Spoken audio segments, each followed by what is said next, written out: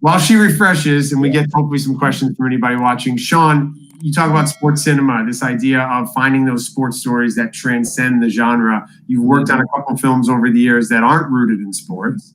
Yeah. But what is it about the sports ones you do gravitate towards that make you think that there is an appeal in the nonfiction space outside of the sports audience? Yeah, well, I mean, I think about sports it's kind of like it levels the playing field. It brings all these different types of people together, right? Like I think about my own athletic career and competing in high school and, opportunities to meet. Hooping in high school. We can pull it from 25 before people. Yeah, I went to college. Sean, I swear to God. Yeah, I believe you. I respect it. Right. I went to college to play, but like it opened my eyes. I'll tell you, like I played in New York City. I played for a team called the Brooklyn Beasts, and I was the only white dude on the team, and I was the shooter. But like we went on these road trips, and I was in hotel rooms with these kids from all different areas of New York City and Brooklyn. But like I guess the whole team were in the Crips. And like they would tell me what that meant to be in the Crips and like explain it to me in a way they were like, yeah, you're just kind of a part of it, but it's not like I'm doing gang violence and things. And I was like, oh, and like joking, like, can I be in the Crips? And they were like, no. but it was like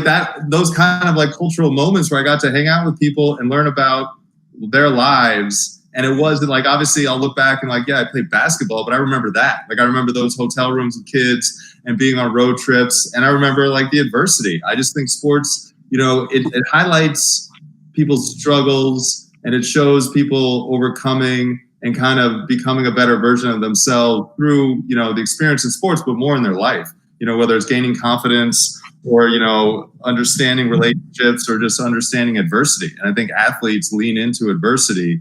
And that idea of, telling stories about adversity, about relationships, and connecting people from all walks of life, sports is an entry point for that. And that's a global entry point. It's not just, U.S. projects, right? You look around the world in soccer and Formula One, you got people coming and intersecting from all walks of life. And I think that's where it's like a great playing ground for really exciting stories and people, forming relationships that they otherwise wouldn't, that are surprising. And the true stories around all of that is exciting. And then you can obviously, fictionalize it as well. But just that intersection, I always look at sports stories like, if my mom likes it, I think it's a win because she doesn't give a shit. Like she went to cheer me on when she was a kid. But like, it's like, it'll appeal to my mom. It'll appeal to non-sports fans because it's got heart. What Sarah's talking about, it's genuine, it's got heart, and it's about life. And it's about, journeys. And it's about it's life in not a sheltered way. Like sports brings people into a broader life. It opens their eyes to a bigger world than a lot of people I grew up with. They don't know any better than the Upper East Side of New York City and finance or, some kind of, basic journey, not to put it down completely, but like they're just completely unexposed because they didn't have a lot of sports experience that might have opened their door, open their eyes to things. No, it's so true.